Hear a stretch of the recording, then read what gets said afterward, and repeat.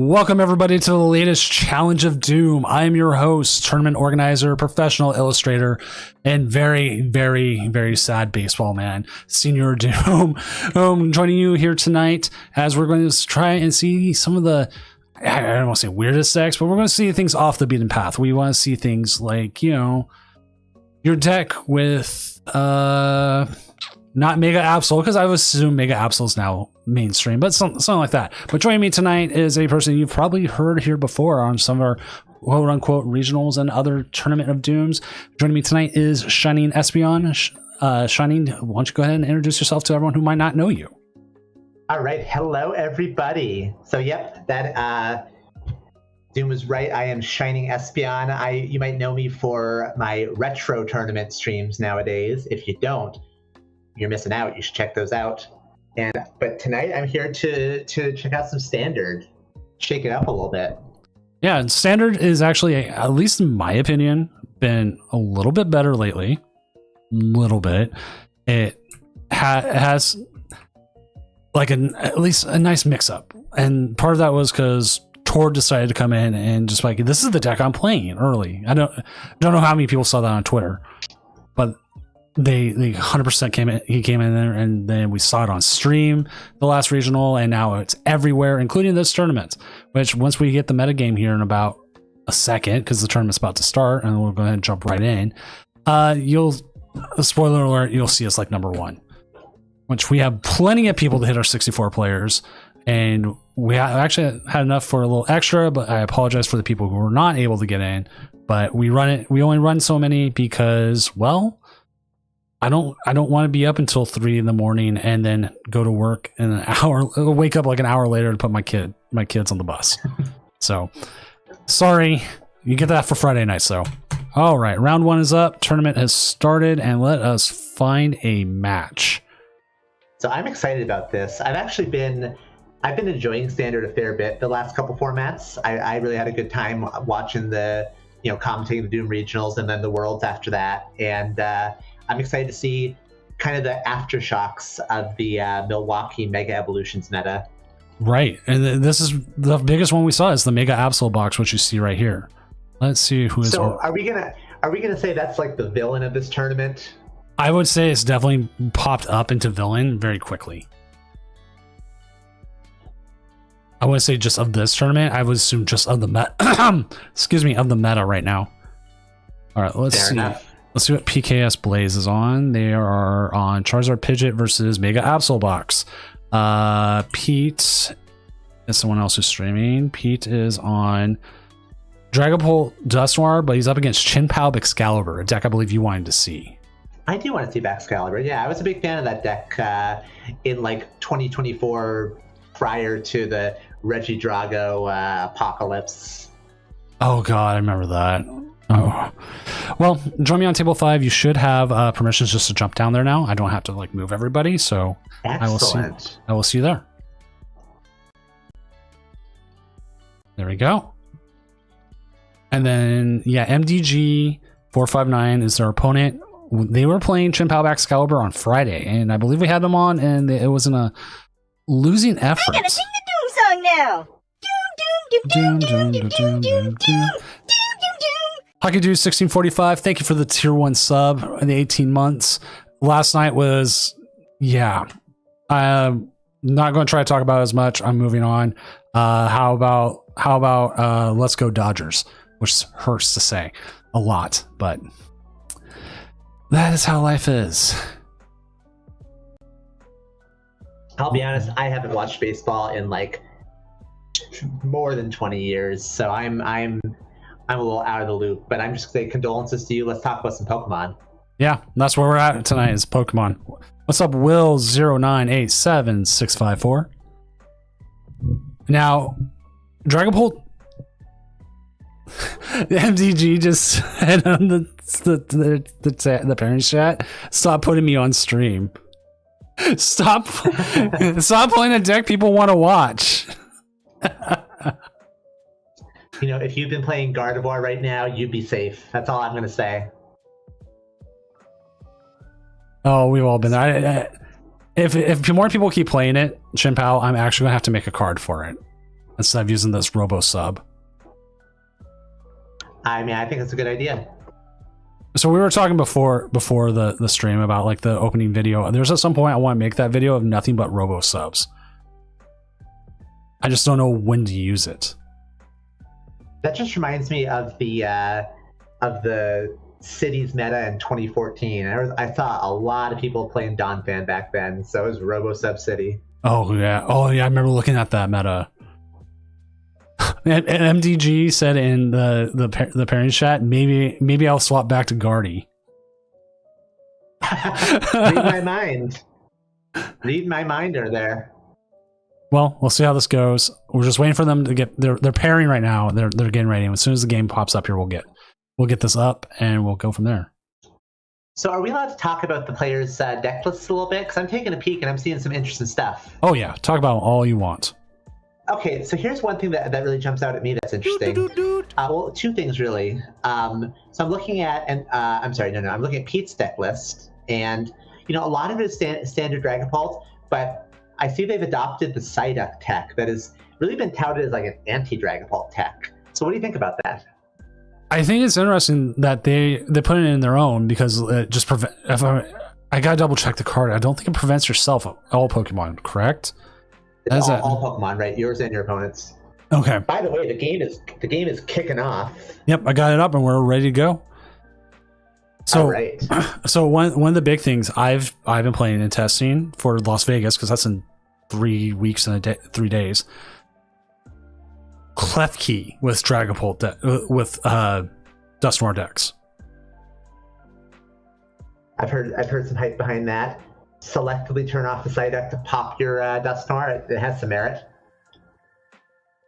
So okay, we got a Budew versus a Chin-Pao start, and Dragapult's kicking us off. It's got nothing in hand. Oh my goodness. Literally nothing. Oof. Oof. Well, at least there's that Lily to bail us out next turn. Let's see, can MDG do anything to donk here? I don't think so, right? Yeah, I'm double checking. They might not be. It's very rare for. Best they could do here is sob. Yeah. Yeah, because they have the new Stadium Surfing Beach, but that's just switching. Yep, that's not gonna manipulate damage. So there we go. Budew lives to fight another day. So the real downside here, though, is that Pete doesn't get any Dreepy down turn 1, so they're going to be a turn behind on their evolutions, and that's not great. No. Okay, that Lily's going to bail us out. Fresh hand at 8. What an incredible pickup to these evolution decks. There we go. And there we go. We found the Poffin. We're cooking. We're doing just fine. So probably going to grab like a double Dreepy here. I already have the Budew. I imagine they'd like to establish a Duskull at some point, but might grab an Ultra Ball to do that. And then you have a little bit of everything. Question is, do you want to toss that candy or toss the boss? Or toss...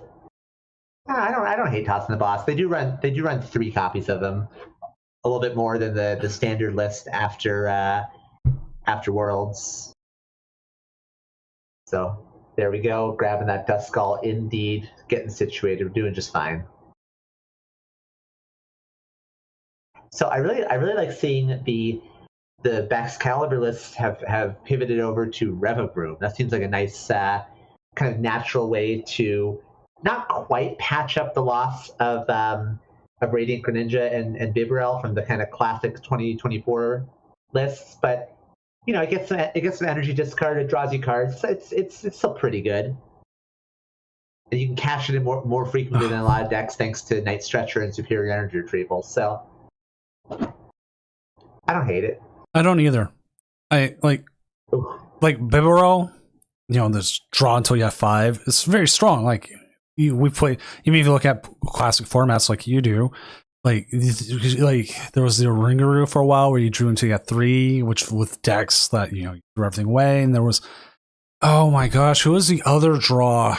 Like Octillery was until you had 5, right? Yeah. Abyssal Hand. Or there was There was the magnetic draw electro that was draw till you had 4 from plasma freeze. So okay, I noticed here Pete kind of wasn't prepared for that knockout, and they weren't sure what to promote. They decided, you know what, we're just going to go for it with Dragon Ball, and then Opera Energy. Oh my goodness! Like, I'm okay. You just have it. Yeah, you're sitting there saying that. I'm like, okay, and then that we call that main character energy, and like they can just KO the Shin Pao here, and then wipe out one. KO the Chin Pao. I wonder if it's worth the commitment to KO the Chin Pao. Let's see what they drop off the flip the script.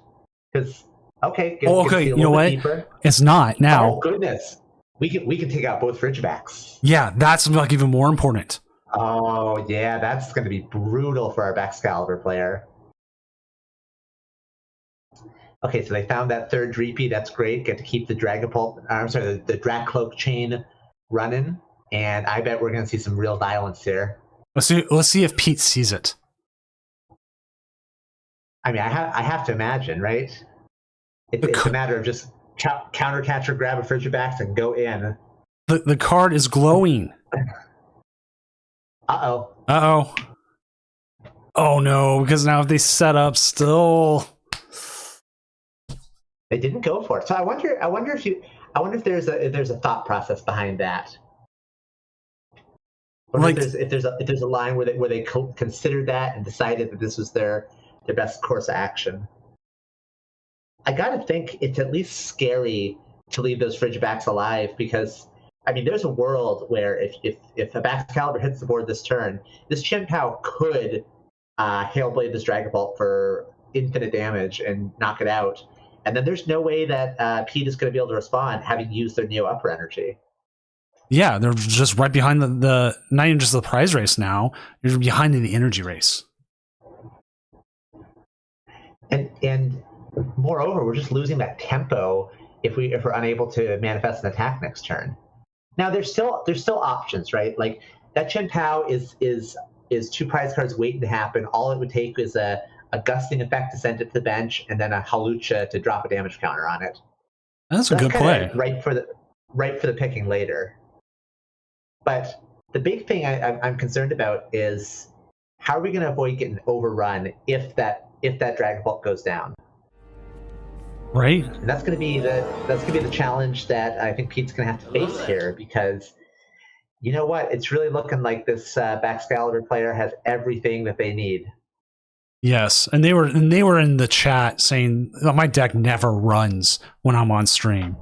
Come on, you got a Baxcalibur out. Which also, Snipe the Bench. Thank you for the raid. Everyone coming in from Snipe the Bench. Okay. Snipe the Bench's stream. I'm Senior Doom, tournament organizer, professional illustrator, and other stuff. We're currently watching the Challenge of Doom here with Shining Espeon. Shining Espeon, you want to introduce yourself to the new raiders? I do want to introduce myself. Hello, everybody. My name is Shining Espeon, and you might know me from my retro Pokemon streams. I do that fairly regularly. But here I'm doing some standard. That's the other thing I like to do, so we're having a good time. There's a Chin Pao on screen. It just knocked out Dragapult. I mean, it doesn't get more exciting than this. So unless you're Pete, I think Pete has been more excited than they're feeling right now. Yeah. Let's see what Pete's answer here is. You know what? It's not so bad. It's really not so bad, because we could go ahead and do a counter catcher, drag like that Frigibacks or better yet the Varoom off the bench, drop the Halucha and jet headbutt the Varoom, and we can still take a 3 prize turn if we wanted it. We could also get the Dusknoir out, pop it on the Baxcalibur, put them down to 2 prizes, counter catcher it ups, KO the Baxcalibur. Right. Yeah. Okay, you're cooking. I like it. And then you hit them with Iono, and they'll be down to 2 cards. Yes, they get the Fez, but they'll be so reset there. Yeah, and actually, we have everything we need to take a 3 prize turn that involves knocking out the Baxcalibur and Ionoing our Ionoing. My goodness, it's hard to say, the opponent. So let's see if they enjoy the same line that I'm looking at, because we can see the Ultra Ball for the Hawlucha. We need Dusknoir too, though. Okay, maybe shelve the Hawlucha play. Ultra Ball for the Dusknoir. We'll get Hawlucha later. They've got main character energy going right now. They'll get it. They'll see. We'll see. They got the Neo Upper, but then they got blown up by a Hail Blade. So okay, they are going for the Hawlucha. So I think they see the line that I'm looking at, where they're going to counter catcher, send that Chien-Pao to the bench, and knock it out with Hawlucha. But if they have Dusknoir, they can also knock out the Baxcalibur. And no, they're going for the Frigibax. See, I think if I was going to knock out anything, I like Baxcalibur first, or Room second. Yeah, and with the surfing, Frigibax seems underwhelming in comparison. And with the surfing beach out, you're not stranding anything. Now you're hoping to get your own. Oh, the Dusknoirs and the prize cards. And we actually have the option to do that line with a boss this turn. It's not, we can't Iono, but we can still knock out the Baxcalibur if we wanted to. You also have Bear.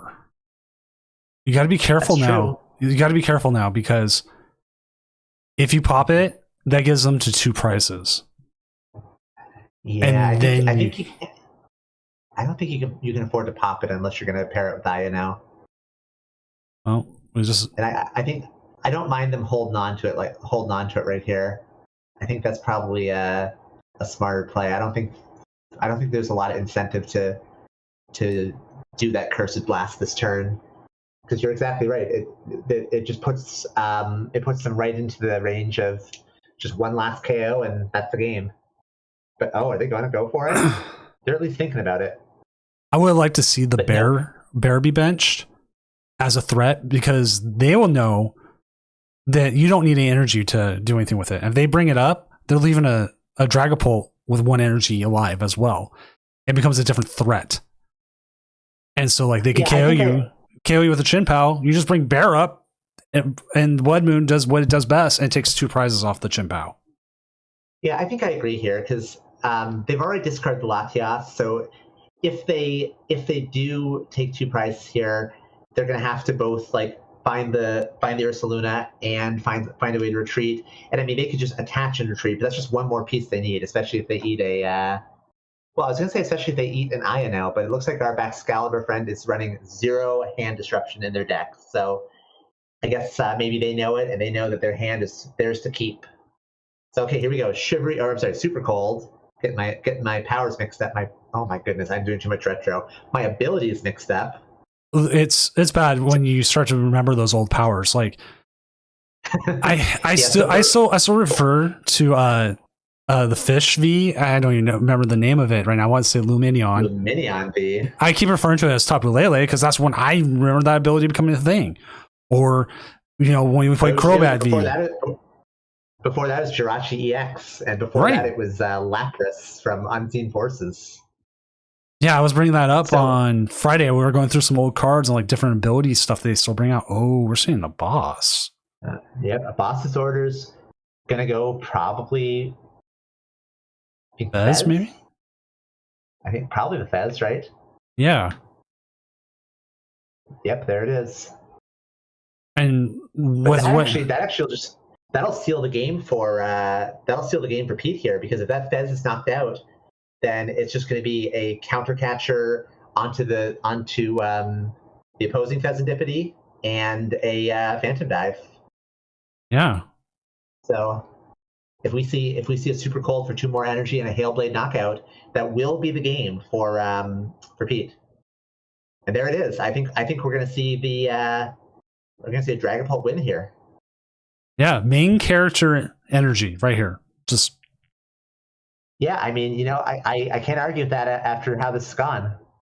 And I do think NDG here, they played it right. And taking out the Fezandipity, if you just need prizes, seems right. And I forgot to update. Sure. I mean, it's a lower investment KO. They at least keep the prize race going without having to commit all the resources to knocking out a Dragapult. And also, it potentially will will make Pete stumble and miss the cards they need. Of course, they don't know that Pete has everything they need in hand, that counter catcher and that energy. Actually, we have a choice of 2 different energy to choose from. Oh, they didn't even take the KO. Oh, they only... Okay, that changes things. Do you know what's in play now?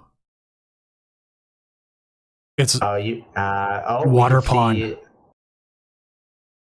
Water Pawn for game. Well, it's true, but I think that we could just see a... oh, hold up. We aren't going to see that because we're not going to be able to retreat the Pheasantipity. Am I missing something? Wait. No, we're still short here. We're still short. Dusknoir could be 13 plus Jethead, but that's just 200. We're not getting there. So it's a kind of a shame in hindsight that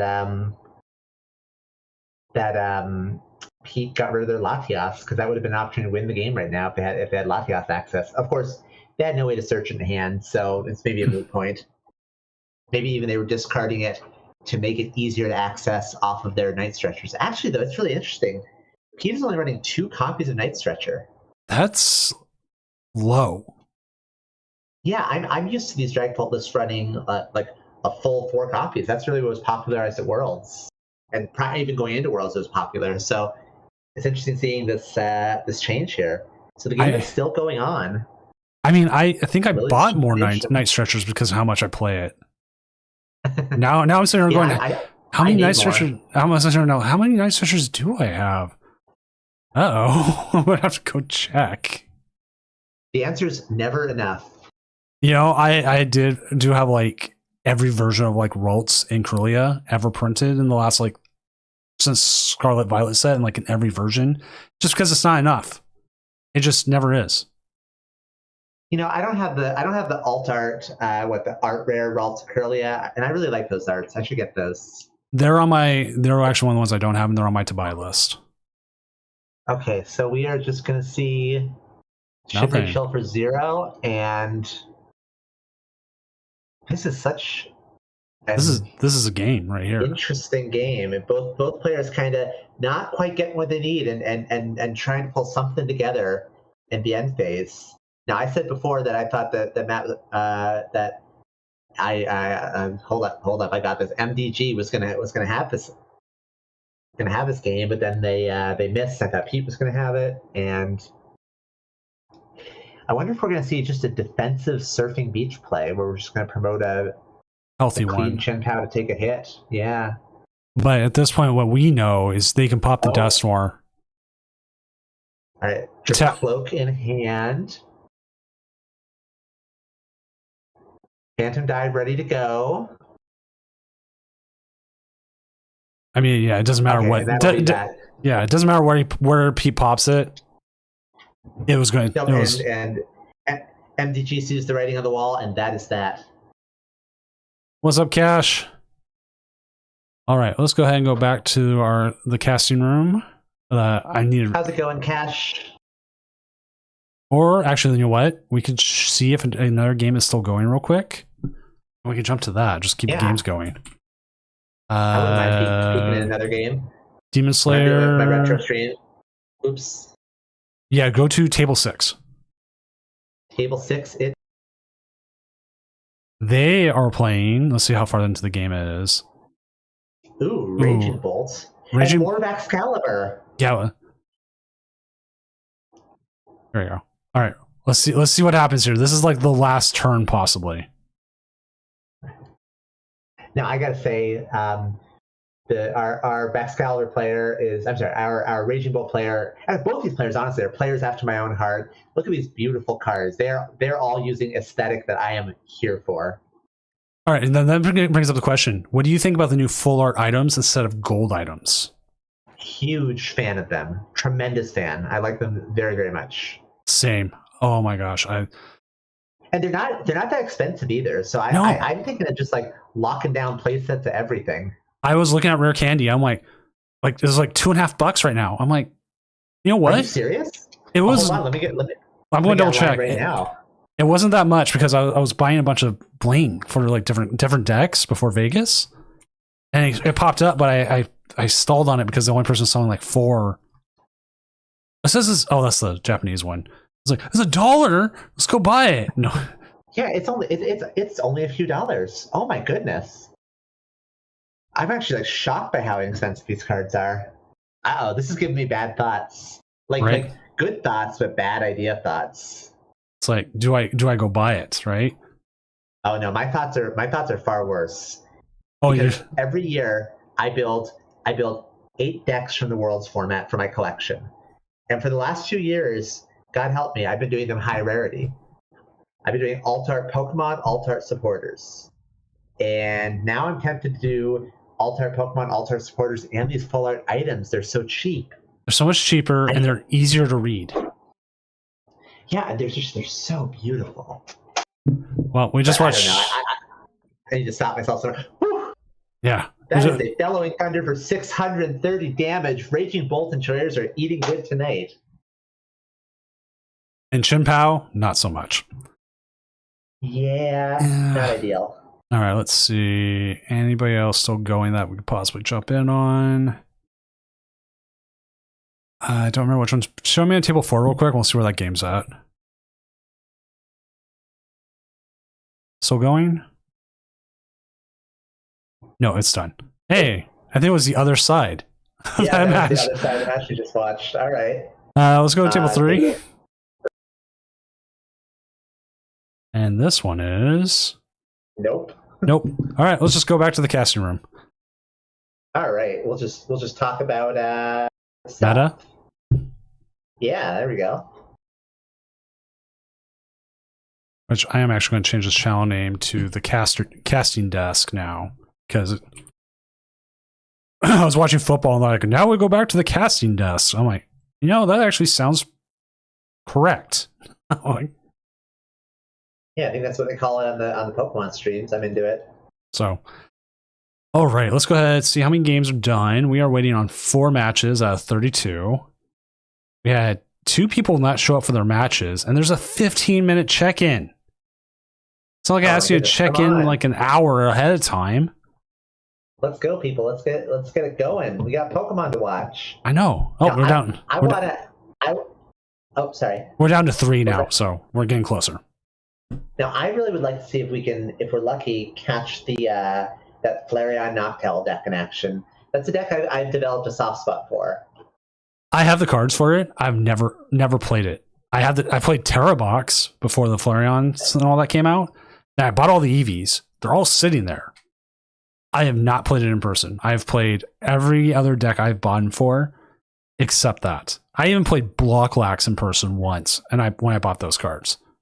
So I recently decided that I'm going to be including the Flareon deck in my retro collection. So I also have the cards I'm sitting on, and I am trying to figure out a list still because, for I don't know how much y'all in chat have been watching this deck, but Emma Hagen has been on a tear with it lately, just consistently making top 64 of these regionals with the Flareon deck, featuring Pidgeot. And I have been watching her play whenever she's on stream. I've been reading her articles, and I really do think that she's like the Flareon player right now. There she is. I'll pop the list up. Yeah, see, this is that really interesting list. Completely eschewing the Sylveon EX and opting for like kind of almost like a Terrabox hybrid. We have the Wellspring Ogerpon, which has honestly kind of become standard in all the Flareon lists. There's the Blood Moon Ursaluna that a lot of players aren't opting for. Like really just going for all sorts of different options here. This is a massive toolbox deck. And I mean, like, I'm looking at this deck. There are 39 distinct cards in that list. That's pretty wild.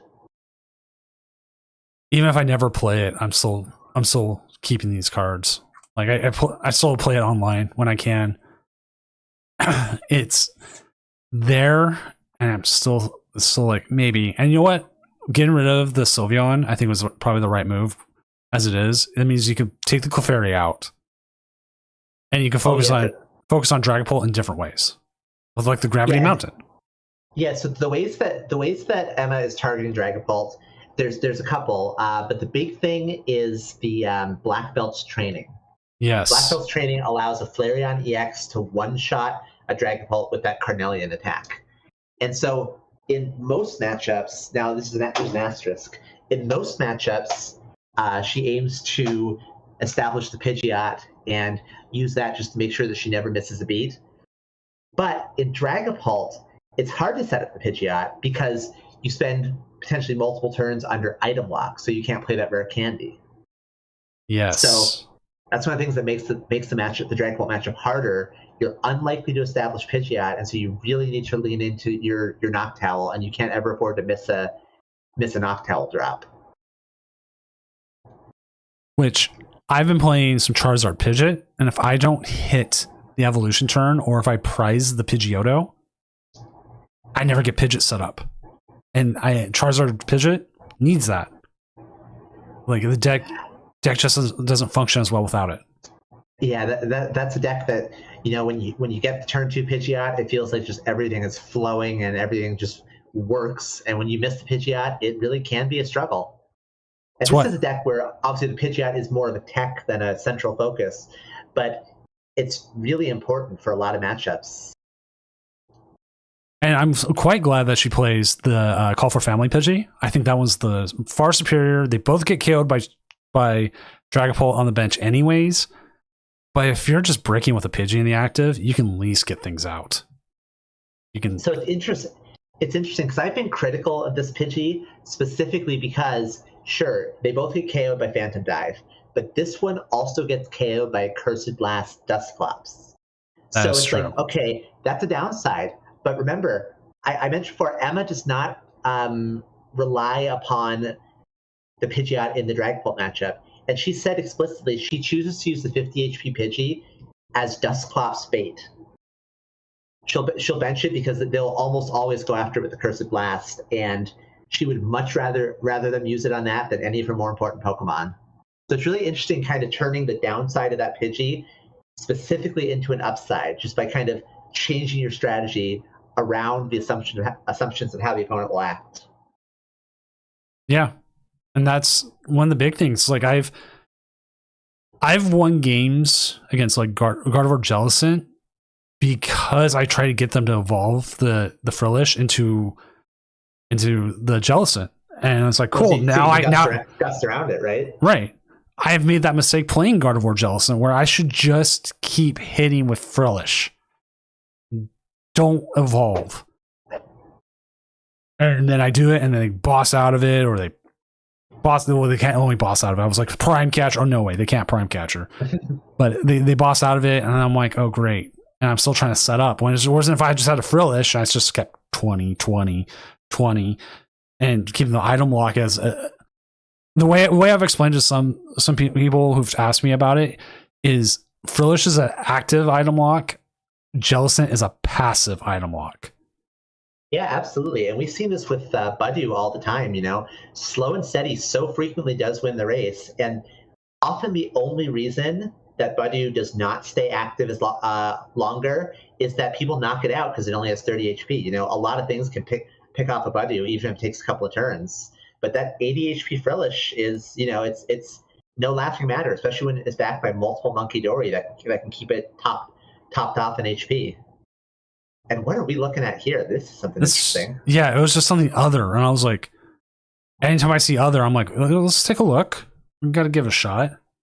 Now, is this from tonight's tournament? Yes.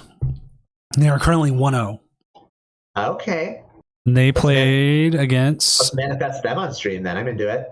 Yeah, Don Choppa. We'll see who they play against. They beat Greninja, which Greninja... How many did they have tonight? 2 of them, and they both went 0-2. I'm also seeing that there is a Mega Abomasnow player currently in our tournament. Where is it? Is that actually on here, or is it just? They might be under other. I'm looking at their list though. Collection Control. Yep, under other. They are unfortunately 0-1, but that sure is a list with 8 distinct cards. That is 40 water energy. It broke Limitless. The generator there, it broke. Yes. Also, it's really funny. I've noticed Limitless really struggles with ace specs. It Yeah. pulls wrong versions of Ace specs all over the place. That is not what Master Ball does anymore. Master Ball hasn't done that for many, many years. Nope. If you want to see what it actually does, here it is. There we go.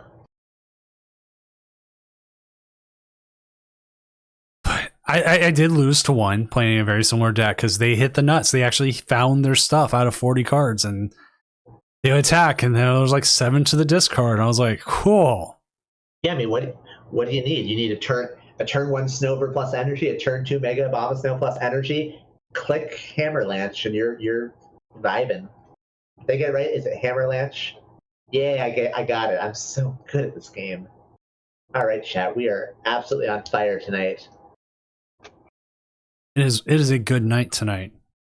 It is a good night tonight. Which, why isn't the last game done? All right, let's guess what it is. Oh, we're guessing? Yeah. Oh my goodness. Put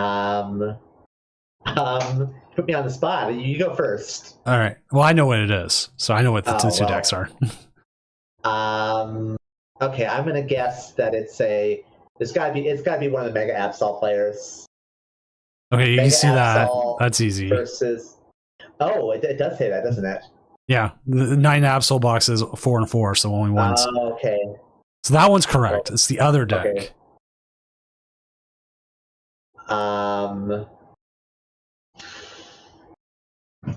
Mega Absol versus, I don't know, Garchomp. No, and the game just to finish. The Blood Moon Ursaluna single prize deck. Oh, interesting. I messed with a Blood Moon Ursaluna deck in Journey Together meta. I think that card has some serious potential. It's starting to see a little bit more play. It hits hard, and if you're able to do the damage spread and everything else, especially with Calamitous Snowy Mountain, it can attack. It has really good energy acceleration to itself. But it also is very susceptible to item lock, and if I remember right, Gardevoir still just beats it up because Gardevoir can trade single prizers so much better. And because Gardevoir is Gardevoir. Pretty much. But that they actually just finished, so let's go ahead and let's reset our timers. As Jake PTCG is coming in with the raid as well. Hello there. What's up, everyone coming everybody. in? We're coming in from Jake PTCG stream. I am Senior Doom, professional illustrator, tournament organizer, and overall really tall guy. Joining me tonight is Shining Espeon. Shining, why don't you go ahead and introduce yourself to everyone coming in from Jake PTCG's stream. Hello, everybody. I am Shining Espeon. I am a retro Pokemon streamer, but my whole big thing is commentating everything I can get my hands on. So I'm here tonight. We're rocking some standard. We're having a good time. Thank you all for joining us. And our second round has just started, so we need to find another match. Well, I know some things I want to see. Let's manifest something interesting. Oh, there was which one was it again? The player name. Which deck? The one we thought about. It was like not PKS Blaze. There versus. Give me something to work with, man. You're killing me here. I'm trying. Don Choppa. That was it. It was the weird Mega Absol deck that had like Ting Lu in it. Oh, the Ting Lu. Yeah. The Ting Lu deck. I'm into it. I am asking them now.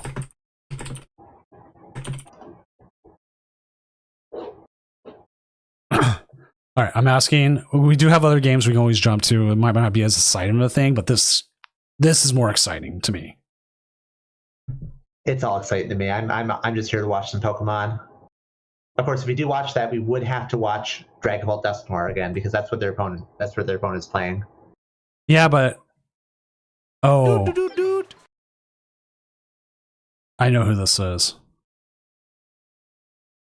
Oh, this is who I think it is. Sorry. We're gonna jump to someone else. Okay. What is PKS Blaze on? They are Charizard Pidgeot versus Archaludon. Seeing who else we know. Cash is on Grimmsnarl Frostlass versus Mega Absol Box. I'd watch that. I'm into it. Cash, if you're hearing me on stream, or if you're Uh,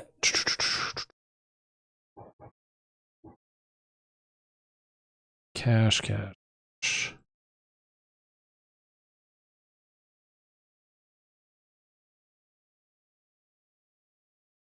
And I want to mute for just a second for both of us.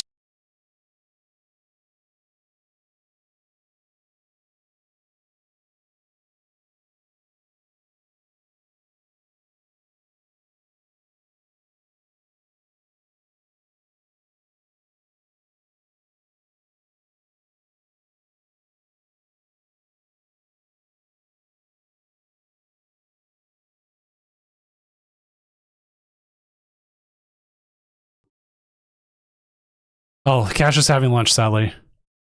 Ah.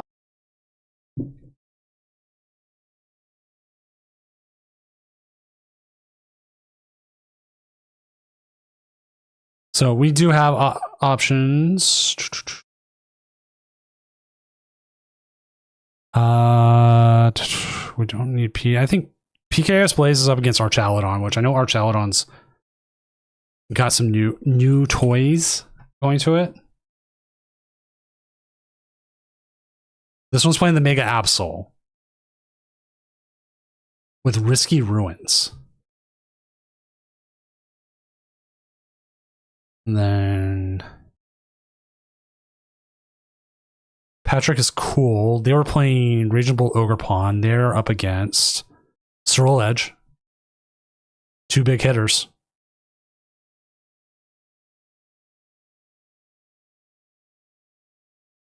Did I lose you there? Oh, I'm into it. All right, let's go ahead and jump down to table 4.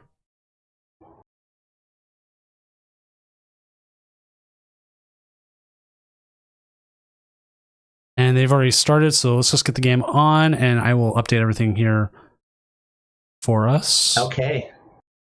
Oh, and I think this is the Raging Bolt deck that we saw briefly on stream at the end of round 1. Correct.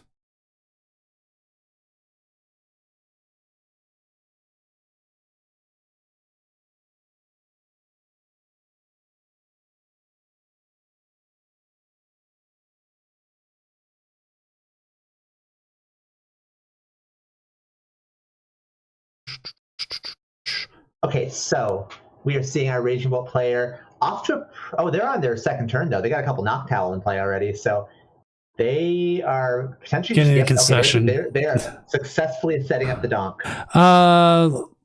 Yeah, let's go to table 3. That hopefully this game's still going. Like I know that donks happen. It's just not much we can do about it. Okay, so we got some Archaludon versus Charizard action. All right, let me fix that up. Okay, so we are on turn 2 for PKS Blaze, and we have that Charizard ready to go. Gonna hit that Archaludon hard, but not hard enough because this Charizard, of course, is not Fire type. This is a Darkness type Pokemon. But okay, the Archaludon has already taken a knockout actually, so we're going to see a counter catcher. Looks like it's going to be targeting maybe that Monkey Dory. You could see it go after the Remoraid. Yeah, let's see what they prioritize. That is a Relicanth, by the way. Relicanth, Remoraid, they're all fish, right? I mean, you know, one's a little more ancient than the other, but.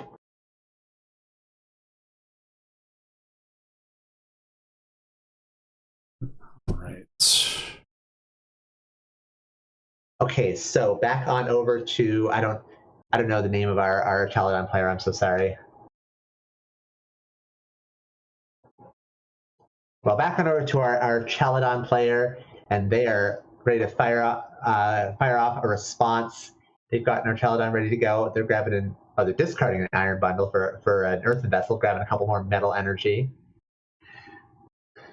And then they're researching a whole bunch of stuff away, including another Archaludon, and loading up more metal into that discard pile. All right. Phasandipity has been found, another Duraludon, and the script has been flipped. Fresh 3 cards, nice full 8-card hand now. And there is the ace deck the Hero's Cape. We have a 400 HP Pokemon in play. How we feel about that? Feels pretty good, to be honest. I mean, how many players would want that? You know, I mean, I definitely wouldn't say no to having a 400 HP Pokemon. I don't know if I want enough to like devote my ace spec to it, but I don't fault anyone who does. All right, so that Archaludon fires off an attack into the Charizard. Not enough, but it takes a good chunk out of it. And now it is time for PKS Blaze to pull together a response. So Ultra Ball establishes backup Charmeleon, and speaking of ace specs, that Maximum Belt in the hand gets shuffled away, and a Lily gets us a fresh hand, including another Duskull and a Pidgeot, but still no rare candy. They do have the Pidgeotto in deck, but I wonder if they've prized it, because I have not yet seen them go for it.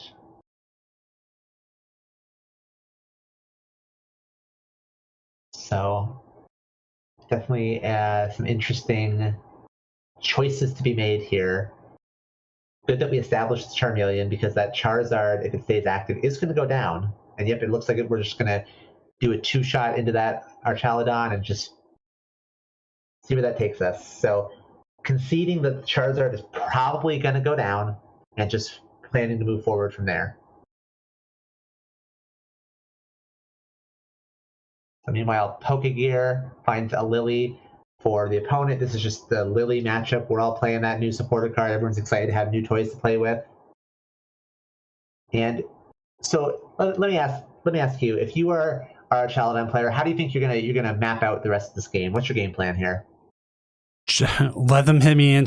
Well, okay, first get that damage. Yeah, maybe Mega Mawile. It seems like that's what they want, because the more prizes they take, the more they're going to hit with that Mawile, and Mawile becomes a bigger threat. Yeah, that's true, isn't it? This Mawile does a ton of damage as the prize count begins to dwindle. So, a great way to clean things up after you've taken some early prizes. So we are doing some interesting math here. Thanks to the Relicanth, of course, the Archaludon can use Duraludon's Raging Hammer attack. Does extra damage for each damage counter on the Duraludon, but of course in this case on the Archaludon. But instead deciding, it's more damage, Metal Defender. So if it ain't broke, don't fix it. Okay. Out comes the Pidgey. Another Pidgeot EX has been drawn. Still no rare candy, and we might be forced just to Ultra Ball. I'm sorry, just to Lily and try again. I do like grabbing the Pheasantipity here. That'll let us see 9 cards after the Lily. Interesting. Looking like we're gonna maybe be valuing having this Klefki here.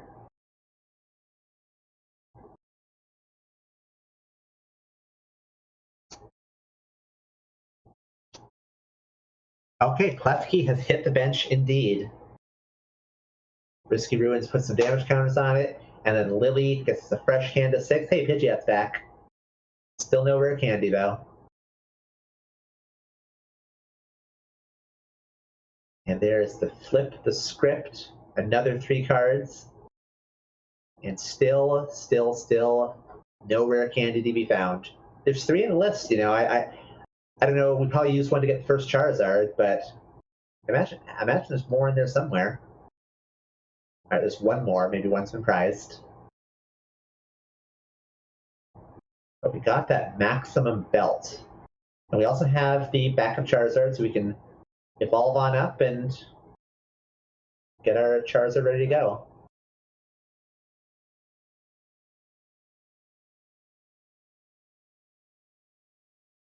So, Doom, you've been a little bit quiet. Quiet lately. Sorry, I'm doing some admin stuff. Oh, that's totally fine. I can keep solo comps going. I just didn't want to be talking too much if you wanted to talk. No, I'm boisterous enough, I guess the word to say, or loudmouth enough, as Mrs. Doom would say, just to try to interject.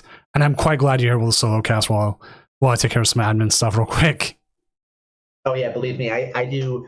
My own stream is like mostly solo casting, so I'm used to it.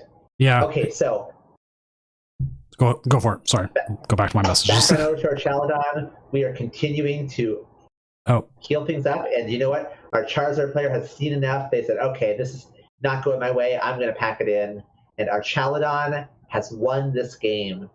let's see. TCG Demon was on. Let me see. Table 6, maybe? Demon Slayer versus Easy Chin. Yeah, let's check it out. So I will join you at table 6. Here we are. How far into the game are they? Not super far. 2 prizes have been taken, but not Not a lot. just 2, not a lot. So we are looking at, this looks like the Mega Absol deck versus Baxcalibur. So, and you know what? That's a walking wake, isn't it? Yes, it is. You know, it's funny. I have seen that walking wake before, but the context I've seen it in has only been discard fodder for ancient box decks, like a year ago. People were prioritizing walking wake over the Koraidon, since it has 1 retreat instead of 2 if you start it. But I don't actually know what its attacks do. I just know it as an ancient Pokemon that needs to fuel Vengeance Fletching.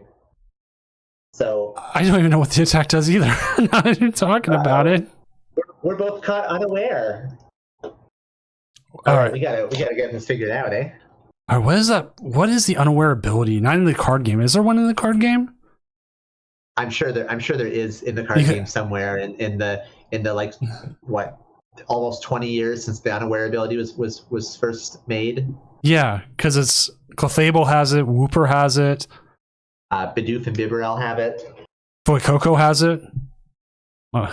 See, that even leads even more into why I like Fuecoco.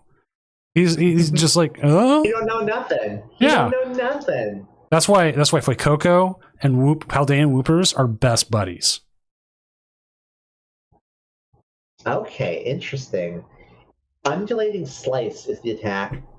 It does. You can put up to 9 damage counters onto the Walking Wake, and it does 20 damage per damage counter placed onto it in this way. So basically, it's just a single prizer that smacks for 180.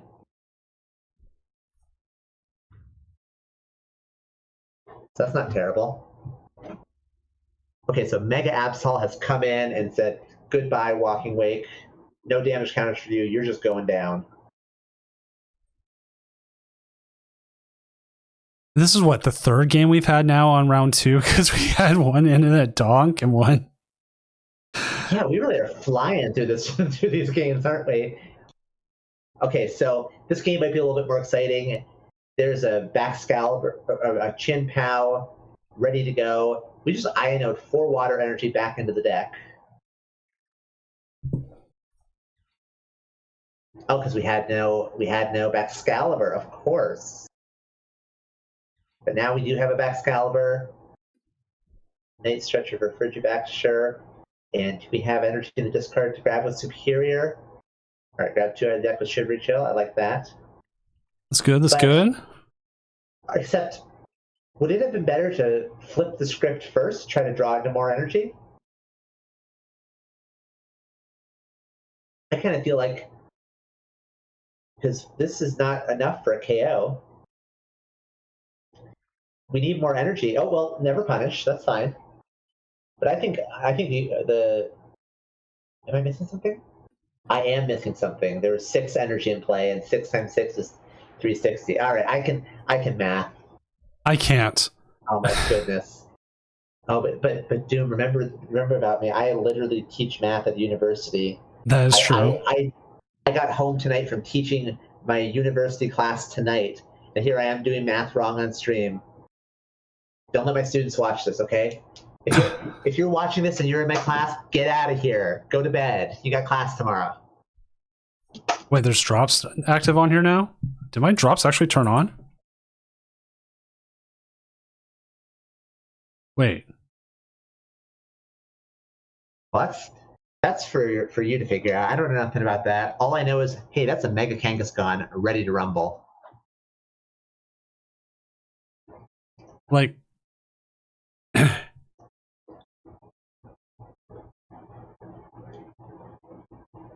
Oh, there we go. it finally turned on. I can finally talk about it. All right, the floor is yours. Yes. I don't know if it's all channels, but yeah, it says, I don't know, it just says go to a participating live channel, but it was supposed to be they had asked if I wanted to be part of it this time, and I didn't know it had gone live, but it has gone live now. So it says. Aww. And by the way, I'm sorry to interrupt, but Easy has just gone for a rapid fire combo, got an immediate tails, and failed to take the knockout on the Chin Pao. It's got to be just anguish, pure anguish to miss that. Well, especially because, oh my goodness, the game is going to end right now. It is? Oh, because that's a 3-prize turn. Yep, two 3-prize attacks in a row, and that is it. And we're seeing why the decks like this that can just hit such a high damage cap are popular when the breakout deck from the regionals, from Milwaukee Regionals, was a Mega Evolution based deck. Hey, you got a lot of 3-prizers? The deck that can prey on 3-prizers with 2-prizers is going to be well positioned. So Demon has taken down Easy. Chin Pao finally getting a win on stream and triumphing over the Mega Absol, Mega Kangaskhan deck. Yeah, I guess we have drops now. Let's go to the casting desk and we'll talk a little bit more about that. As I try to figure out, because like it says it started Tuesday, October 21st, 6:31 p.m. and runs through November 13th, which I knew that was like the dates. But yeah, you got drops. There you go. Exclamation point. I need to make a drops thing now. But let's go ahead and update the standings. See where everyone's at. What's doing well. What's doing poorly. Currently, we knew Raging Bolt was 2-0. I am the real story 2-0 with Lucario. Okay, that's interesting. Let's see. We knew Bolt Up lost because that was the donk we saw. Maybe we can get Bolt Up on next round. I know usually he's able to stream. I can ask him. We can get Cyril Edge on. Maybe not in a matchup where they get donked. And see, they beat Raging Bolt to start. Yeah, I really want to see Cyril Edge in action. That was the #1 most represented deck on day one in Milwaukee. I mean, we gotta see a little taste of it at least. Right? It's like, I think it's neat. I simply think it's neat. I think it's neat. But yes, the Hariyama Sprite, Iron Hands, probably true. It's like they're cousins or something.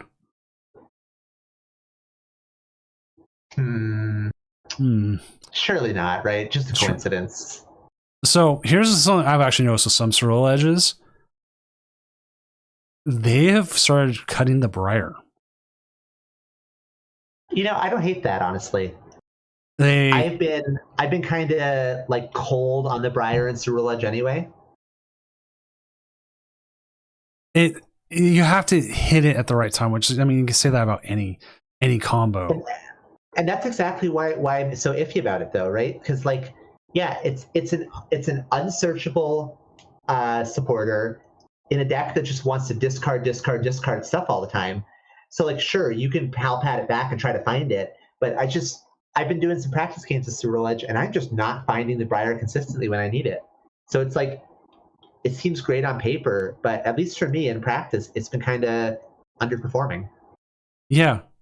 Let's see if we can pull up the whole list for it, for all of them. There's 3 of them in the tournament.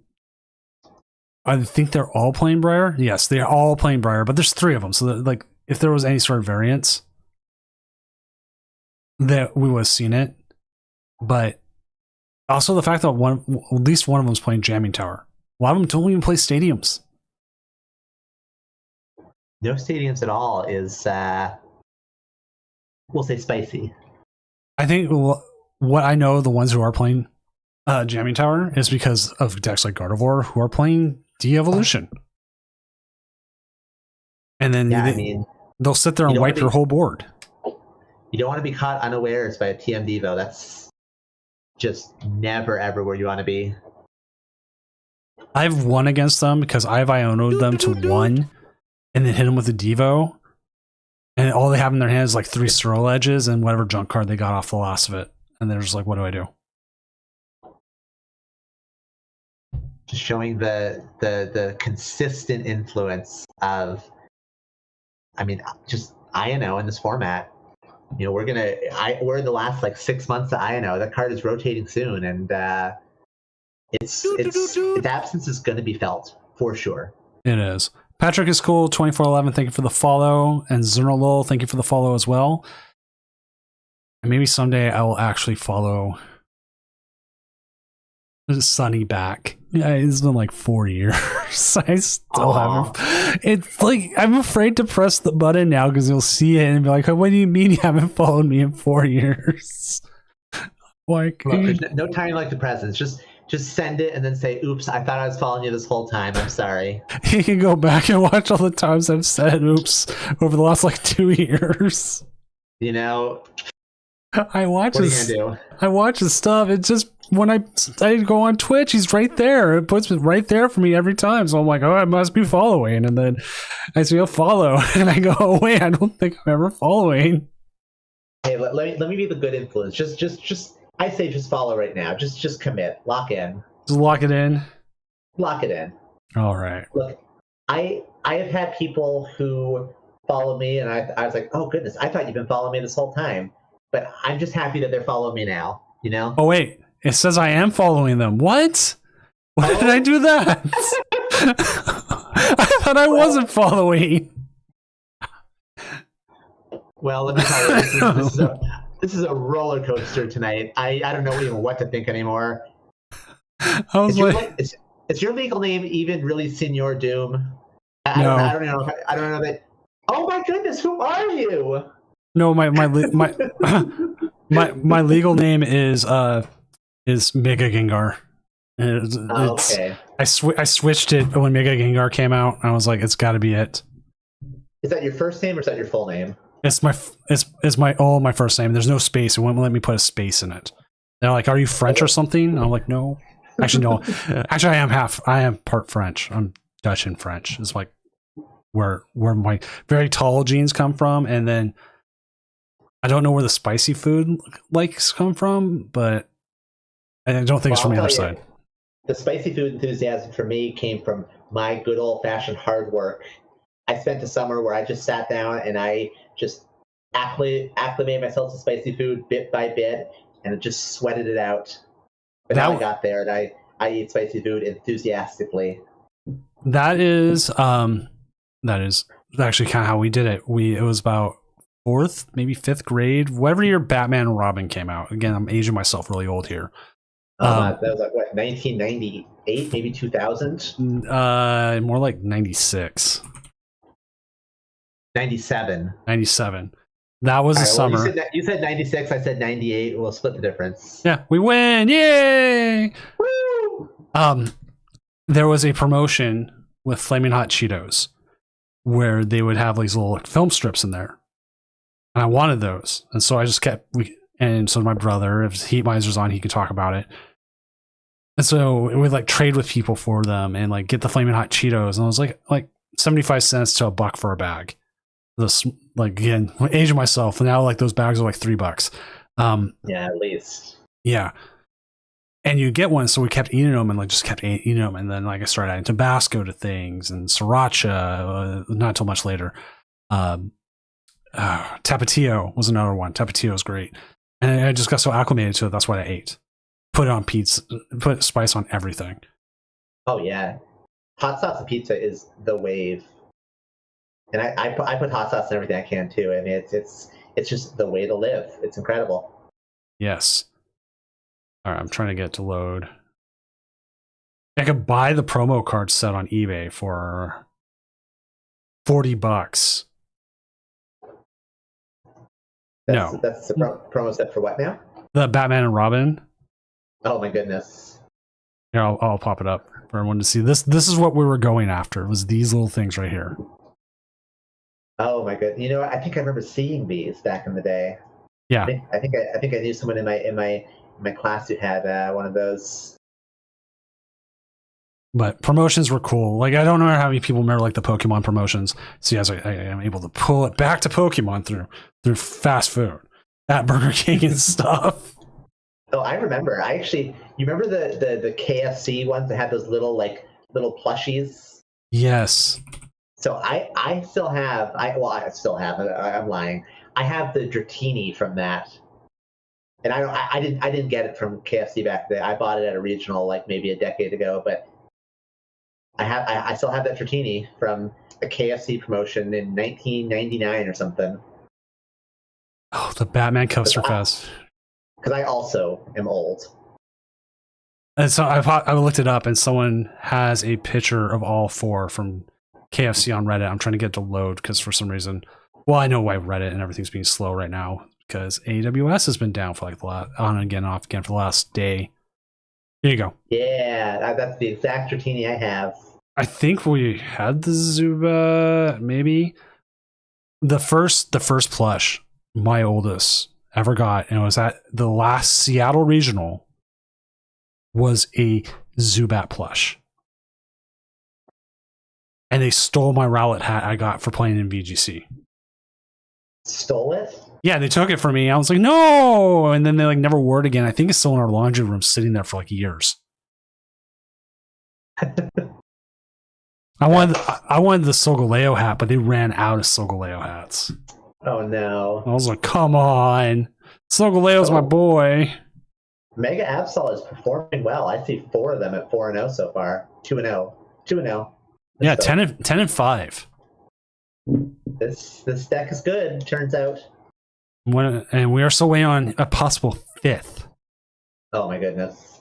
They've beat Charizard Pidgeot, they beat Dragon Ball Dusknoir, beat Cynthia's Garchomp. Definitely see why they beat Slowking. I don't think Slowking has out to the Megas now. Yeah, I saw Slowking. I remember when I was commentating the Doom Worlds, there was a player who brought Slowking. R2D2 Rec. The deck was, yes, exactly. Back then, the deck was basically Trifrost Turbo. Yeah. So, okay, it has that paralysis option. That's kind of interesting. I mean, maybe you could try to hit that, and then I got the Drifloon with like put 8 damage counters, or Drifloon, not Drifloon. Oh, this is probably it. Yeah, I guess that is it. You can Destined Fight a Mega, and I mean that's a favorable prize trade for you. But as Charlie Flameman points out in chat, makes it really hard if they're playing Mist Energy, and a lot of them are playing Mist Energy. Yeah, no Enhanced Hammer in that deck. Well, what is Air Blast? Oh, if it's active, there's another way for it to do it. Okay, there we go. But well, again, Axe Blast Haxorus. Say Axe Blast Haxorus 3 times fast. My goodness. God. That sounds like a special axe spray. Axe Blast Haxorus. Get the Haxorus Axe Blast. Dun dun dun. And my cat just bit my foot. Did you deserve it? No, I just moved my foot and she reached out and bit me. Wait, you moved your foot in your personal space? You're a monster. This whole office is her space. Exactly. Yeah, you're lucky she's letting you stream right now. That's true. Did you ask her for permission? Did you give her did you pay the Scritches tax? Yes, I pay the Scritches tax all the time. I've gotten to the point now she lets me hold her like a baby. Oh, that's always great. My gray cat lets you do that. My newer cat is not quite there yet. All right, this begs the question then. So come watch me bring it back to Pokemon because I'm really good at this. All of a sudden, what Pokemon, cat Pokemon specifically, would let you pick it up and hold it like a baby? I think anyone, if you got them to trust you enough. Do you think Chin Pao would let you? I've never been convinced that Chin Pao is a cat. It's more of a ferret, like a really. Yeah, I always thought it had like a weaselly energy to it. But I'm just imagining because I got to take it back to my namesake. I'm just imagining like cradling an Espeon in my arms like a little baby. And So, that image makes me very happy. like, I mean, look at it right here. It wants to sleep everywhere. That is enormous kitty cat energy right there. I mean, look at this. It becomes giant, and what does it do? Just finds bigger things to sleep on. Oh look, it's me. Look, it's sleeping again. Yeah, Espeon is so frequently portrayed as cozy. Exactly. Okay, so this is the most What's cat. Dark Espeon? Dark Espeon's like floating in space and is still trying to lay down. I think Dark Espeon's just rolling on her side like cats do. Like, now I'm looking at it. Like, if you want to draw Espeon, just like kind of draw a blob and then attach the head to it, and you'll probably be fine. That's just how you draw cats in general. Yeah, you just draw blobs. Draw kind of an oblong oval. Drop a circle with some triangles on it. Boom, meow. There's a how to draw corgi guide out there that says to draw a corgi is you draw a bent sausage with party hats, and then 4 chicken legs or just 4 triangles for legs. That's it. That's all a corgi is. I had to draw a lot of corgis during my time at Amazon.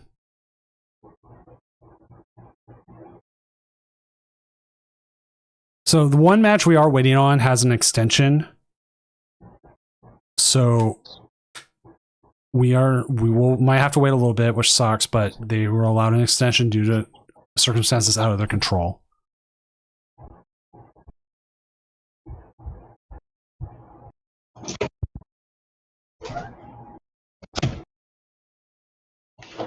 Let's see. You know what cat wouldn't let you hold it?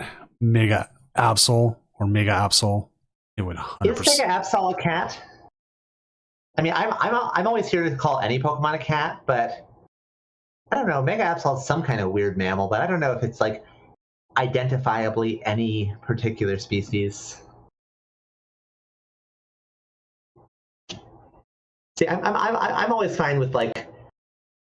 I'm always fine with the idea that like not every Pokemon is like one-to-one with some real-world animal or real-world like concept. Some Pokemon are just kind of like critters, and I think that's beautiful. Oh, wait. Oh, no. No worries. The one match that needed extra time actually didn't need extra time in the end. But that is just how they go. All right, so let's go ahead and reset our clock here, and we'll get the next match going. End round. Our next round. Round 3 is up, and we will find ourselves a game.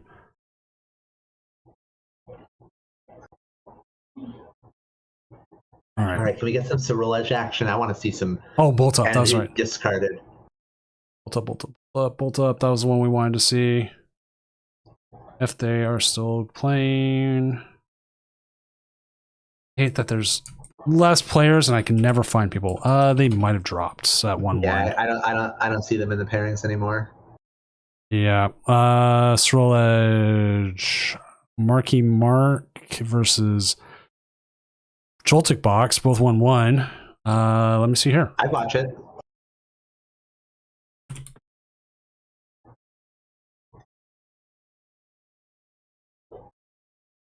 I will definitely say the later rounds get, or even tournaments get, the harder sometimes it is to find someone. But usually also the less there is, the people get a little bit more like responsive to it. Like, oh no, I can't for sure. Whereas in like if you ask now, they're like, I hope they just go find somebody else. Patrick, we'll have you as a backup. Like we'll see what we're trying to get certain deck on, man. But that would be Bolt versus Dragon Ball Dusknoir, which both of which we've seen before on stream tonight. I mean, I like watching that matchup. I wouldn't be averse to watching it. No. And the real stories up against Rimstall Frostlass. You know what? I'm going to reach out to them too. I don't remember if they can or not. Might as well try. Yeah, like it is. This is the tournament where we're just trying to find fun stuff. The tournament of just seeing what we can make happen. What happens here? I don't know. And I just completely lost which one it was again. Tournament of the Tournament of Doom does not remember where he put his car keys. Oh wait, no, that was last week. This one's what do you need from Costco? Making a Costco run. What do you need? I did see Costco in the title. I wasn't sure what was going on with that. It's because I ask a random question for the thing. It started off as just a stupid one-off joke. That was all it was. And I just kept writing it, and it's now like, I don't even know what number we're at anymore. And I wrote in a unique question for almost all of them. So I'm actually curious on the topic of Costco real quick. Because I actually sadly haven't been up north in entirely too long. I need to get up there again. But do they still have poutine in the Costco's? Not here in Seattle. Oh, that's right. You're not in Canada. What am I talking about? Can I go to a one in Canada? Yes, I could. It's a couple hour drive, but I don't know if I could get back into. I know I got it in my head tonight that you're in Canada, even though I know like broadly speaking that you're not. But Seattle's like, I mean, it's pretty Canada adjacent. Let's be real here. It takes me an hour and a half to get into Canada, depending on traffic. A lot quicker than it takes me, let me tell you. All right, let's just jump over to Patrick. Yeah, let's do it. Table 4 then? Yep. Unless he's donked someone already.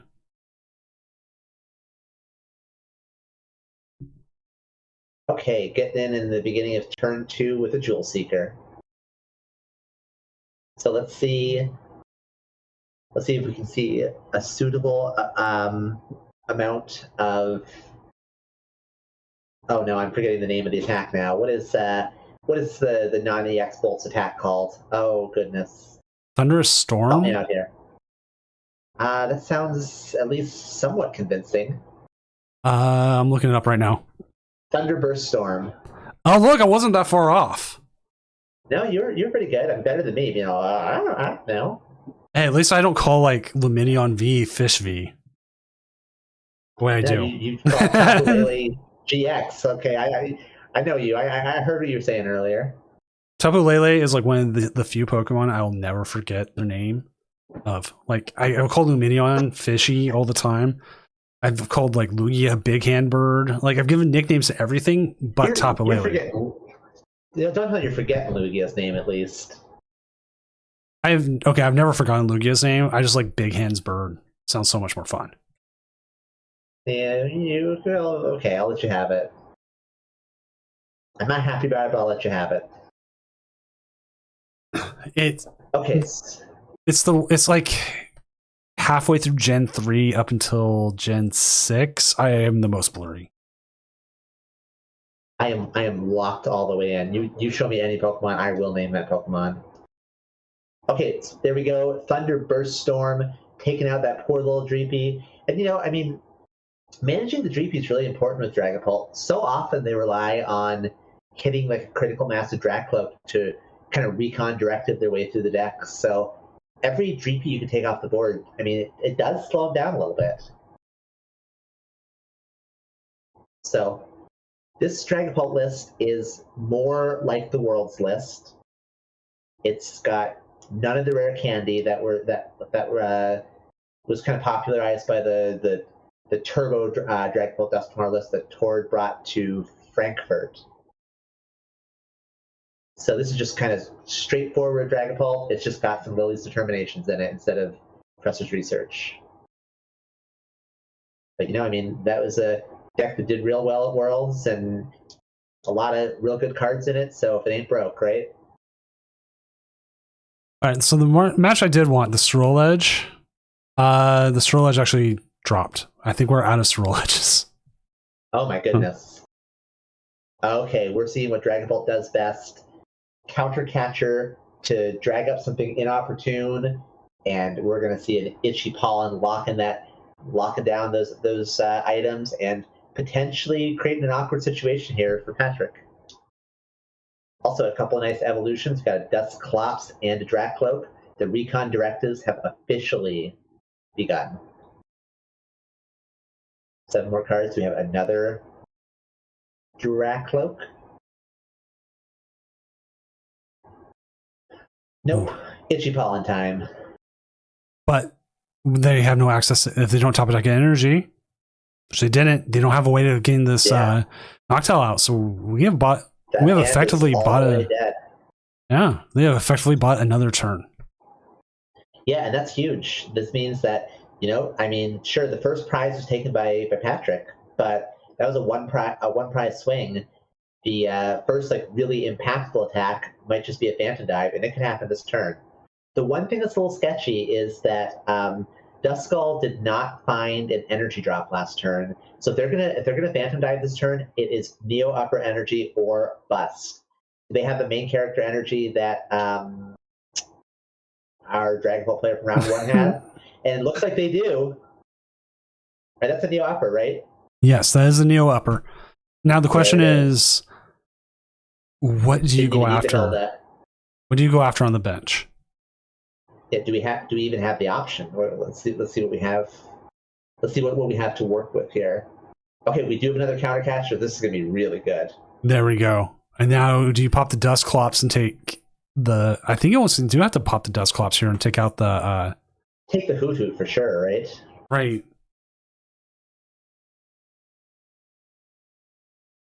Although that's still a lot of energy out there on board. Well, it is, but and it certainly opens the door for a Raging Bolt EX response. But coupling with an Ionode 4 certainly helps matters. And now it's like, okay. So this is actually going to be a pretty good turn because our Raging Bolt player was not very proactive about setting up more insurance for themselves. They were really relying on a Jewel Seeker next turn. They have no Pheasantipity. They have no Mew EX. I'm not even sure if they run the Mew EX. Looks like they do not. They're running a Squawkabilly version. This actually looks very much like the exact, or it's close to the list that won Worlds of Juniors. Very, very close to that list. Which I usually sometimes with juniors and sometimes with seniors was a little bit even more exciting last year. Like giving them the bigger stage this year for Worlds and still putting the juniors and seniors out there, I actually got really excited. Now I'm kind of like, okay, maybe we should see more of them. Like, yeah, gone are the days of the juniors divisions playing these really awkward lists and playing them awkwardly. Juniors have been very, very proficient at the game for a very long time. And yeah, I think we definitely need to showcase these younger players because they have something to say. And we see so often some of the best seniors become the best masters very, very quickly. I think we need to share more of these stories, going big picture with it. Okay, so we have a pretty serviceable top deck here. Ultra Ball to potentially. Okay, Ultra Ball is going to get us the Raging Bolt, and we can see at least a Sada for 1.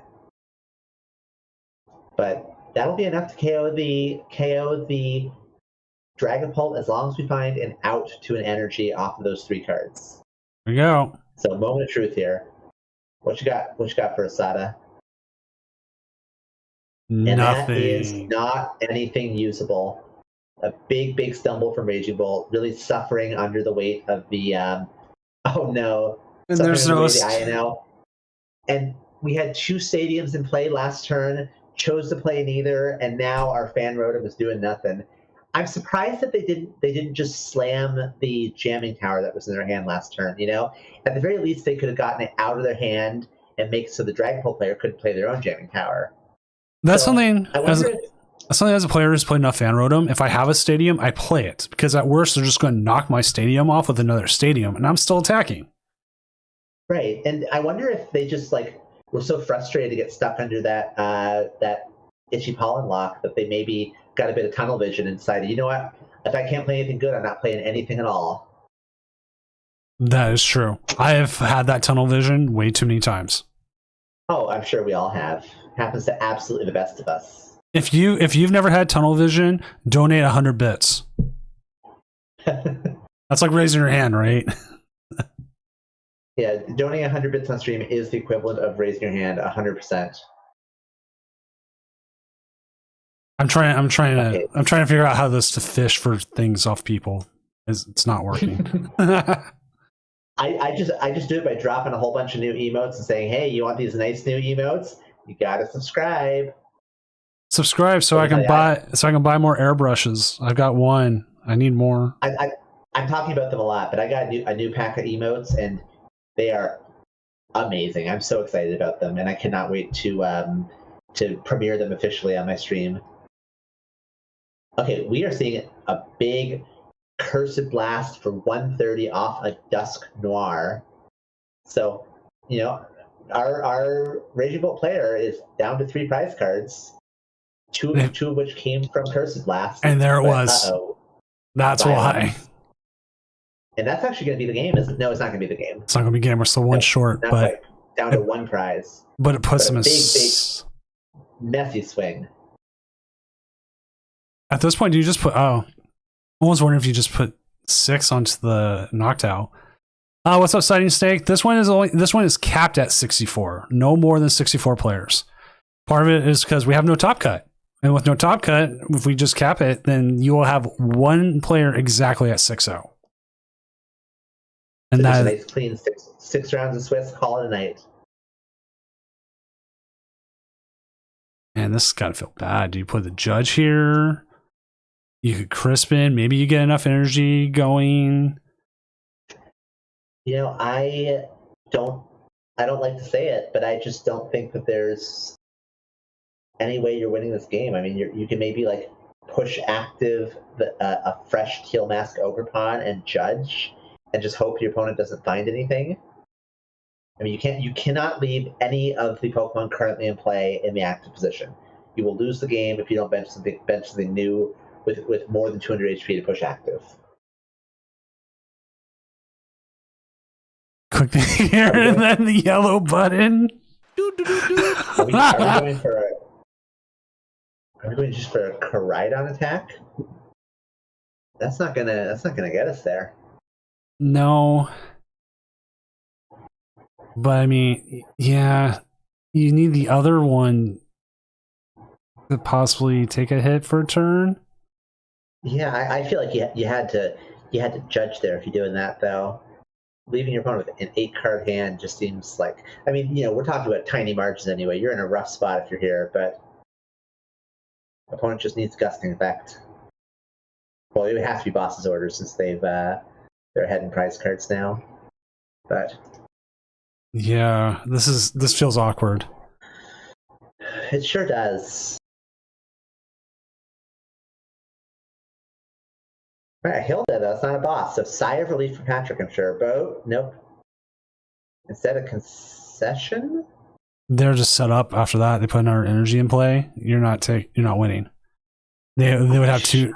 You'd have 2 different attackers ready. Yeah, that's fair, because even if you knock out their Dragon Ball, they just have the next one ready and you lose to that. That makes sense.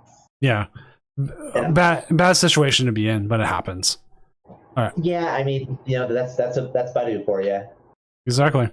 All right, we'll go ahead and jump to the casting desk. And that's really what that whole game was. It was just an opportune Badu bought a turn, and then just all of Patrick's momentum just fizzled right along with it. Yeah, that Iono won Dragapult the game. Because if I don't think they hit that Iono, Bolt comes up, gets and then off the Iono, everything they needed. Bolt comes up, blows up Dragapult. They're behind in the energy race. What can they do? The Iono is certainly huge. No denying that. So let's update the standings and see where everyone is. So we have a 3-0 Gardevoir. We do have a 3-0 Reasonable Ogerpon. Couple Dragapult Dusknoirs. And then we start starting with the 2-1s. Did we accidentally is this accidentally the Destined Rivals meta? Because these decks are looking kind of old. Yeah, that's what I was thinking. All the best decks are the decks that were the best decks 3 months ago. I mean, I'm looking at the top 4 decks, and these are literally just World's Finalist decks. Right? And then you see Mega Absol looking at 2-1, number 6. Yeah, I guess so. There's technically Mega Absol in the mix, ruining my my bit, but Yeah. But I mean, look, Chin Pao's still out there. I would really like to see. I wouldn't mind seeing what Joltik does against some of these newer decks, and I wouldn't mind seeing just the latest iteration of Grimmsnarl Frostlass. That's a deck that's definitely on the rise again after taking a big blow in popularity and success in the World's meta. Yes. Let me pull it up because I make all those graphics every week for the winners graphic. So it's we can see Grimmsnarl Frostlass wasn't on the graphic last week, but Chin Pao was. The week before that, Sroledge and 1 Grimmsnarl Frostlass. The week before that, we had 3. We had a week with 3 Grimmsnarl Frostlass making cut. Wow. I always love these graphics every time I see them. I will admit, and this is one of those things that every artist should say anyways, I stole the idea of that kind of setup from someone who stole it from Smash Brothers, for gaming reporting. So it's just how it went down. It just happened to be I know how to. I'm a designer, so I got to make mine look really cool. And I hope other people still steal the idea because it's a good idea to present tournament results, right? You get see the card. I mean, it's a great visual. It gets information across really concisely. And I've had several friends who are artists, and the big thing they all said is all art is some amount of creative theft. There's a book I recommend to everyone just to read in general. It's called Steal Like an Artist by Austin Kleon. And it literally is just talking about putting together how do you steal things about being creative. And I have a huge folder that is just nothing but stuff I have looked at and inspired me. I go, oh, that's cool. I want to take a little bit of that. I want to take a little bit of this. How did they do that? And then I figure out how they did it, and then what I can do with it. When I say steal like an artist, I'm not saying just go and trace something and call it your own. I'm saying you steal the ideas and how they do things, and you form them and you make your own amalgamation, because they made an amalgamation from something and someone else did. And it's we're just all kind of passing around this big old stew that we're just adding more vegetables and meats and whatever else is around. Someone threw their car keys in there and who knows? I mean, artists are a product of all their influences. That goes for any kind of art, not just visual media, but any kind of artistic medium. Inevitably, if you're in kind of a creative field, you are inspired by others, and you absorb little bits of that into your own style, and that's a beautiful thing. Yeah, and I'll even put this to it: deck building. Don't be afraid to steal someone's deck and put your own little flavors to it. Or steal someone's deck and don't change anything. I mean, net decking is not stigmatized like it used to be, but still, people occasionally look down on it. But if a great player made a list, rock that list, And credit to Pablo Mesa, aka Tablemon, who was saying this on Twitter the other day. If you are borrowing a list from a well-performing list from a top player at an event, do yourself a favor and put in a decent number of reps with that exact list as it is, so you can kind of start to get a feel for why they chose the cards they did and the counts they did. Sometimes people, and I've been notoriously bad at this, will take a list and just make little tweaks here and there, but they carve out big chunks of what made the list work without realizing it. So just steal a list, play a list exactly as is. Don't be ashamed of that. We are pooling information together. Don't be ashamed of standing on the shoulders of those who came before you. Exactly. And like this is something that's been brought up, like also like just coaching something as well, or something like it. Some people who are like great at stuff can't tell you exactly what they do, but someone who maybe they can't, maybe they just they can't sequence correctly for whatever reason, but they can like theory it, might have a good list out there. You just need to find someone who can put it together. Like this is the easy one to put out. Michael Jordan can't coach worth a shit. Excuse my language. But that's why you see like lower players who maybe couldn't perform at his physical level are able to coach and do well with it. And I think that's something that like gets overlooked as well. Yeah, I mean, people have various strengths and they have various niches that they can kind of carve out for themselves.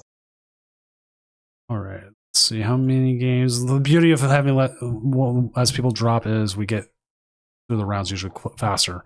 How do we have 6 matches still going? Is someone streaming that we know? No.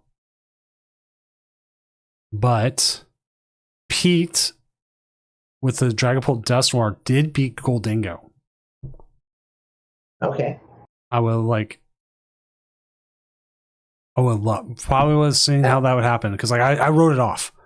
I 100% wrote it off. Yeah, as an established Dragapult Dusknoir player, that can be a scary matchup.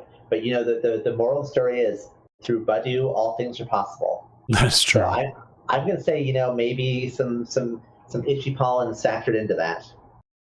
When I've played against Goldingo with Gardevoir Jellicent, Frillish all day until they finally let KO it. And hopefully by then I've got everything else set up. I'm just going to go. I'm going to beat it up with everything else.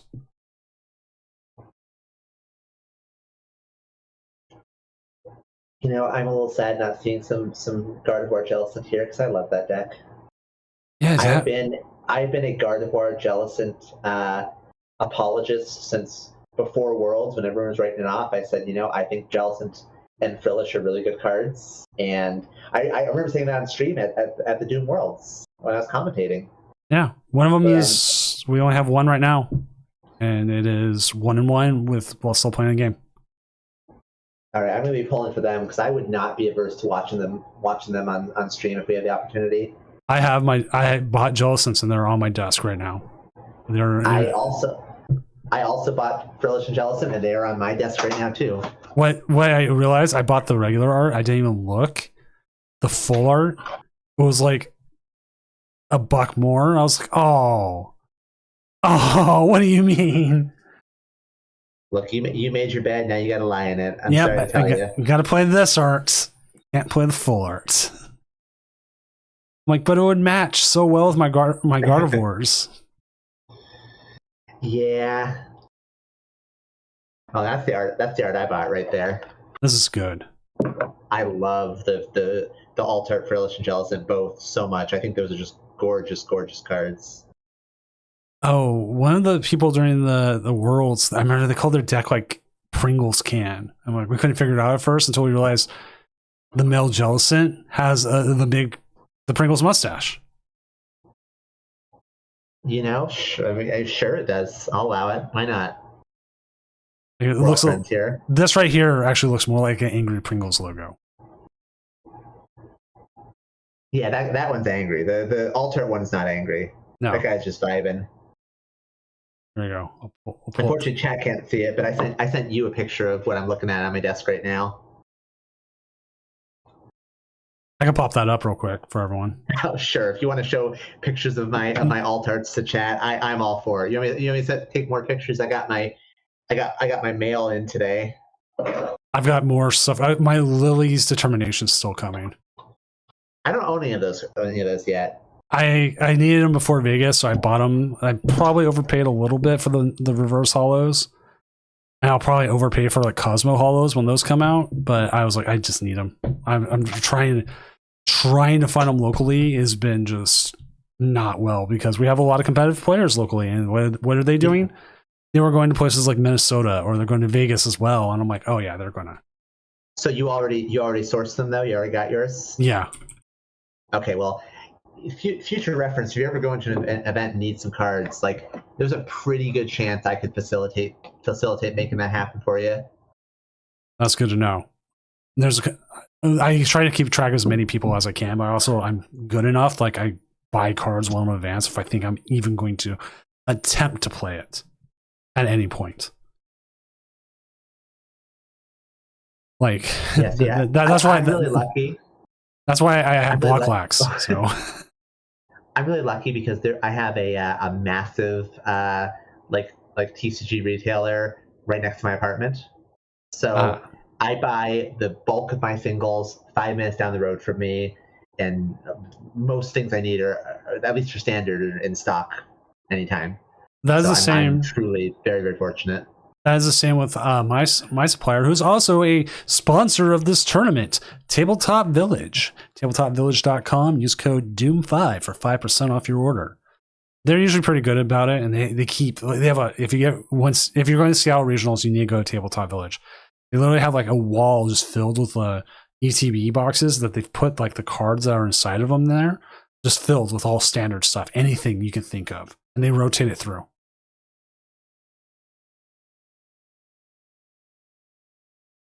I should go to Seattle Regionals and check that out then, eh?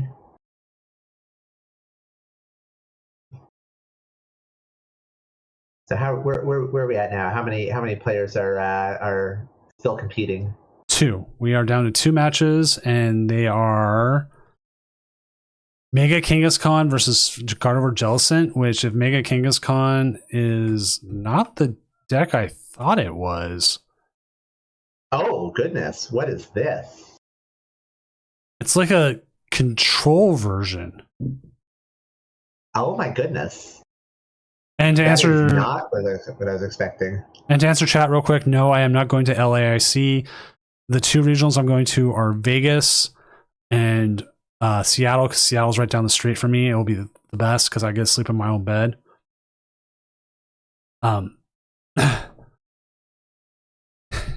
Houston was on the table until the dates came out, and it's on my 40th birthday. And Mrs. Doom has already said the 40th birthday is off the table. So I'll figure out from there.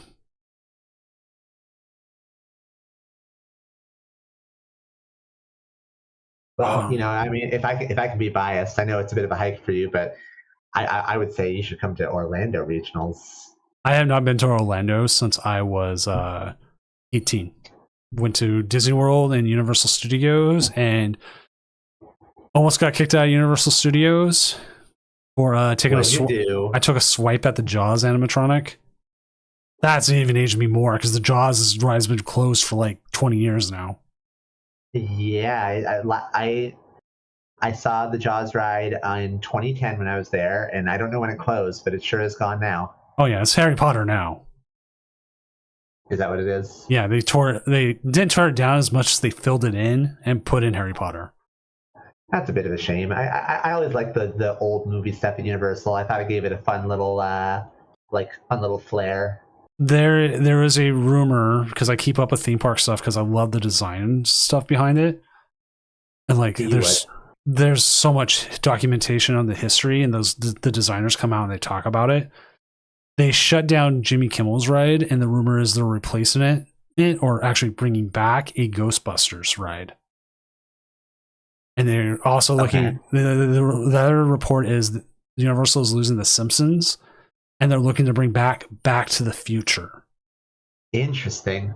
I remember the Back to the Future ride from back in the day, and I'll be honest, I liked the Simpsons ride when it first came out, but it's gotten like rough to ride lately. It's aged, and it's like I went on it when I was last there, I think year before last, and I had a headache like the rest of the night, so it's no good. Yeah, some rides just don't age well. Some do. Like the Haunted Mansion, it aged well in the sense also it's just like it's corny fun. Some rides just don't hold up that well over time, and it's unfortunate. Yeah, I would definitely say rides around the 80s are the ones that seem just not to have held up. Like poor Epcot, like they've just had so many things, like different issues with the rides from like then, and then the rides they've replaced with, they have issues too. It's like 80s and 90s, like engineering for rides just went. But that was also If you know the history of that time, there was a lot of penny pinching around that time and cut corners. And yeah. Okay, I need to just I need to go to a theme park with you and just listen to you tell me stories, honestly, because my goodness. If you want a good one, a good podcast, you can listen to it as a podcast, but you can also watch it. Defunct Land on I've heard of that. Yeah. Oh, it's so good. They have one about the Handwich, which is one of Disney's failed sandwich things in like the early 90s. Absolutely horrible. Definitely worth watching. And like I've been like seeing that kind of stuff. I'm like, man, when we're gonna get some more of the Pokemon stuff, and I know it's coming. Because there's so many failed Pokemon little games and everything else. Like there was that action figure game. They had 2 different action figure games actually. There was the Rumble, which I know that was a video game as well. I remember there was like figures there were supposed to be. And then there was another one. It was like it used the like a dial system. That's really interesting. Yeah, I mean, I remember. You and I are not quite the same age, but close enough that we both have like similar memories of the early Pokemon days, and just like back when they were just slapping Pokemon's name on anything, and they didn't have the level of quality control and brand discipline that they have now. You only wild Pokemon stuff. You only start getting that the longer your company exists. Of course. Now Pokemon can afford it. They're not jumping on that initial hype. They are riding the wave of well-established